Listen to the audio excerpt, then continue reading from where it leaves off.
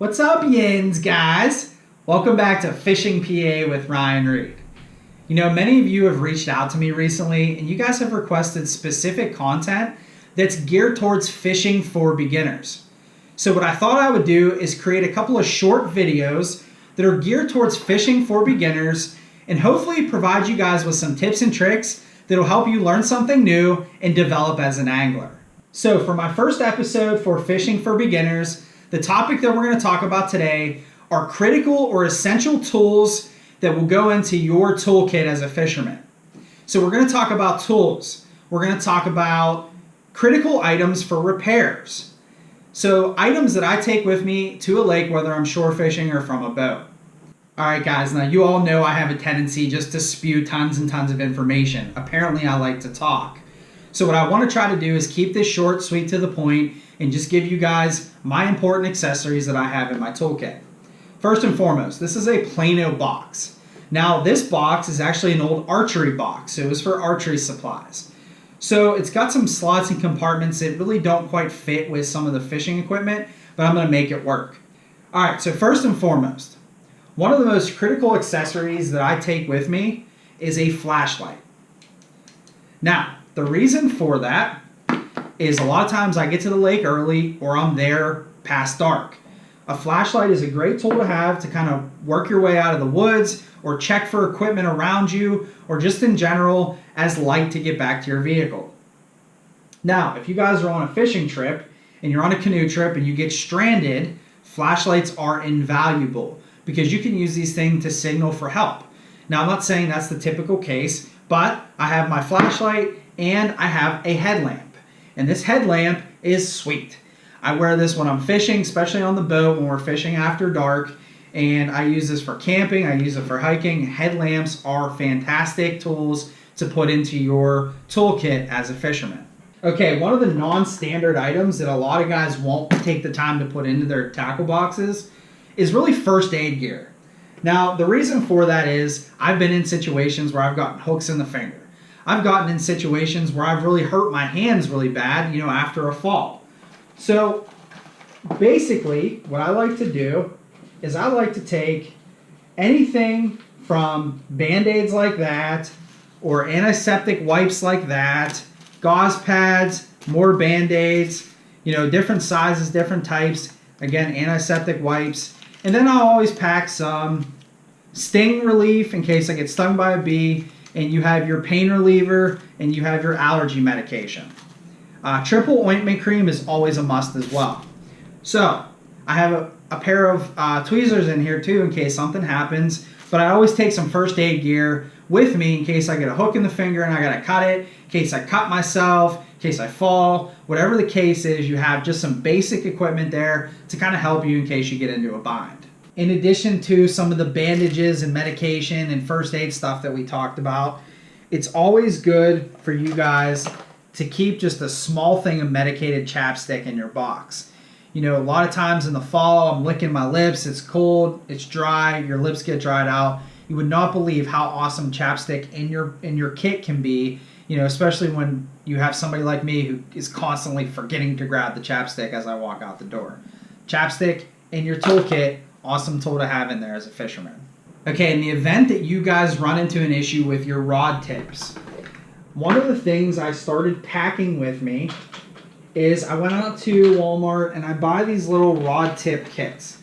So for $3 or $4, you guys can get yourself some rod tips that look like this. So you have some rod tips there. They come in a couple different sizes. And it comes with like this cement glue or this type of glue here. And then all you really have to do is make sure you have a lighter with you. So, guys, have your lighter. I have a torch lighter here. You break a tip off or something happens where it snaps off in the car door. You have your cement, you have your glue, you have your rod tips, you have your lighter. You can give that a quick patch and be right back on the water with little to no downtime. Okay, a couple other small things here. I want to talk about crazy glue. I have some Gorilla Glue here. It's important to have some really solid glue in case you need it. You can use that to kind of repair some of your plastic baits, or you can use that for your rod tips, or you can use that for random things that need to be glued. Okay, something else that's critically important, especially when you're using artificial baits. I always pack extra split rings. So I'm going to pack some cheap split rings like that. I'm also going to take some spare treble hooks like that. And I got my trusty handy dandy split ring pliers like that. So if something happens where you guys have to cut, say a hook gets stuck in a fish and you can't quite get it out.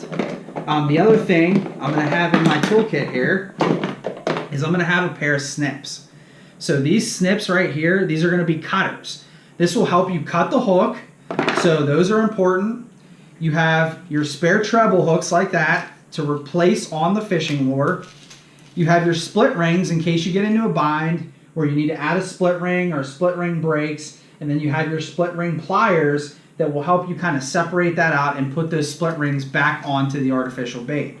So these are really great tools to have with you in the event of an emergency that's driven towards your artificial lures. You can quickly get right back up and running in little to no time. Okay, some more tools. You know, pliers, if you guys know anything about the sport of fishing, you know that you need to have a good set of pliers. Now I have some of these shorter pliers. I have longer pliers as well for some of the toothy critters.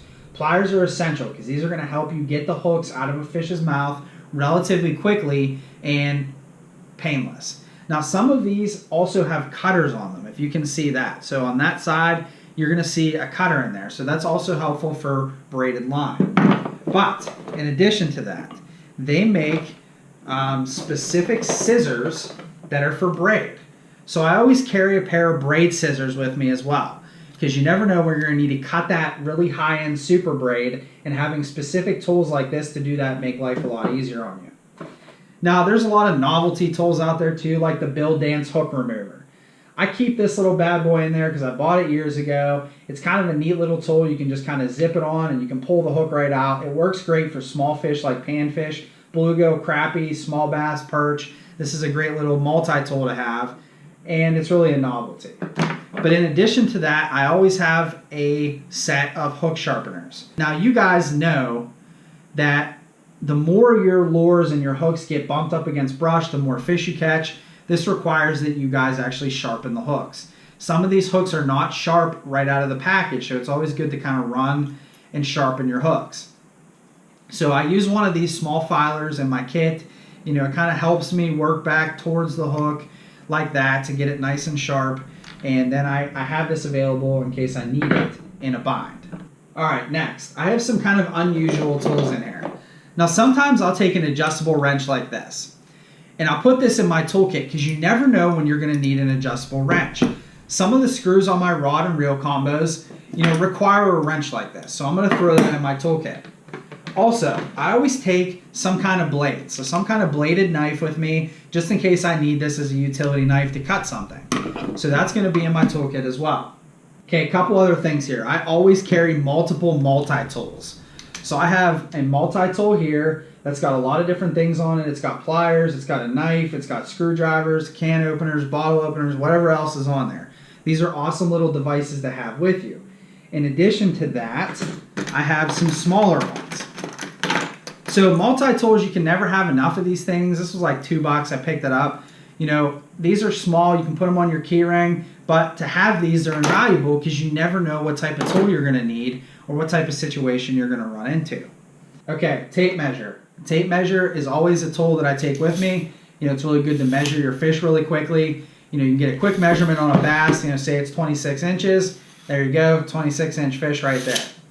So, always have your tape measure. I also always carry a clicker with me because there's days we're out on the water and I'm catching fish like crazy and I can't remember how many fish I'm catching, like perch. You know, I take my clicker with me and I click them off, and at the end of the day I can say, oh, I caught 19 fish today. You know, obscure, but it goes in my toolkit because I utilize this thing, especially when I go to places like Canada. Okay, two more critical tools that I use, especially when I'm pike or muskie fishing. Maybe not so much for muskie, but for pike in particular. Get yourself a good pair of jaw spreaders. So if you guys are going to do a lot of fishing for toothy critters, you know, a pair of jaw spreaders like this really go a long way. Now, I use these a lot up in Canada.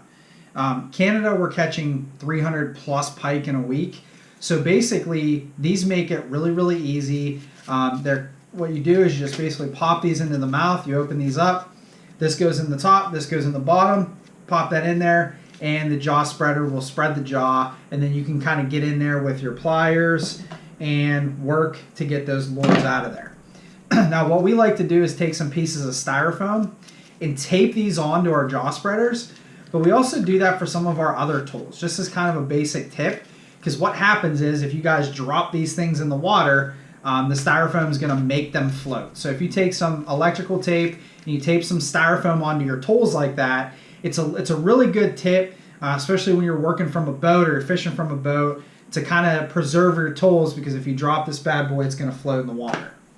Okay, one other really critical tool that I use, you guys know I have hundreds of fishing lures. For those of you that are just starting, you're spending money and you're buying lures. Some of you that I've talked to recently, I've talked about buying some of the Rapala original floaters and some of those other lures. They're $5, $6, $7, $10. Well, when you're fishing from shore, you're fishing from a boat, having a lure knocker can be one of your best tools. So I have a basic lure retriever here. Now, this is going to be used primarily when I'm fishing from shore and from a boat, more so from a boat. When you're fishing from shore, you can't quite get a really solid angle on this, but I have retrieved several lures fishing from docks and fishing from the shore with this thing that has saved me some money. So lure retrievers, take a look at some lure retrievers, see what they have out there on the market. This particular one wraps around your fishing line. You release this, you send this down to it. The chains get hooked onto the hooks, and then you can basically pull this thing out. So lure knockers, lure retrievers, they save you tons of money, because those lures that get hung up, you have the ability to get those things back and back into your tackle box. So awesome, awesome tools for your toolkit. Okay guys, one last thing. This happened to me in Canada a couple years ago. So we went to Canada. I didn't oil my reels beforehand. I should have oiled my reels beforehand, but I didn't do that. I got up there, and after burning spinner baits and bucktails and big baits on these smaller reels, it just literally beat the crap out of my reel. And they dried up very, very quickly because of use. So what I do is I started keeping some reel oil in my toolkit here. So you're going to see some Abu Garcia reel oil. I get these with my reels when I buy them. I have a ton of them. I just throw a couple in there, and every once in a while I'll just hit my reel with some oil. Make sure those things are nice and oiled and taken care of and clean. And that is another vital tool for me. Okay, for those of you guys that are wader fishermen, you're out in the stream, it's always good to have a nice solid wader repair kit. So this right here will help you. It's got all the necessities to repair that rubber or that nylon or that neoprene wader in the case you get a hole. You don't want water, especially in wintertime. It's very, very cold. So get yourself a nice little repair kit like that if you're going to be using waders and you're going to be wading in a stream or in a lake. All right, guys, these are kind of the essential things that I take with me. Now, I don't always take this stuff out of the truck. Sometimes I'll take my kit and I'll leave it in the car, or I'll leave it in the truck. I'll take some of this with me on the boat just to have it, like my flashlight, and sometimes I'll take, a lot of times I'll take my my scissors here for braid and my pliers and my hook sharpener. But some of this stuff, I leave in the kit in the truck. The reason for that is it's cumbersome. You guys want to carry all this stuff all the time. However, it's better to be in the truck less than a mile from where you're at than 27 miles back at your house. So anything you guys can do to set yourself up to be more efficient is going to help you be more successful when you're out on the water. So hopefully some of these tools kind of help you guys understand what I use in my toolkit, and that'll translate into you guys getting started as a fisherman. You don't have to buy everything, but I would say at the very least, get yourself a really awesome pair of pliers. Keep your hook sharp. Make sure you have some first aid kit in case you get cut. Your flashlights are important, extra hooks, and always, always, always take and make sure you're oiling your reels. Take care of your equipment. You guys spend good money on that. So make sure you look up good maintenance routines and do that stuff, because that's going to set you up for success as well. All right, guys. Hopefully you like this information. If you like this video, go and hit that like button for me. If you guys like the content overall, please subscribe to my channel and make sure you give that little bell a ring as well. That'll make sure you guys get all the new content that I'm posting this winter. All right, guys, I greatly appreciate your time. Hopefully this was beneficial. If you want to see something in particular, drop me a message and I'll do my best to get you a video on it. All right, guys, tight lines. See you next time.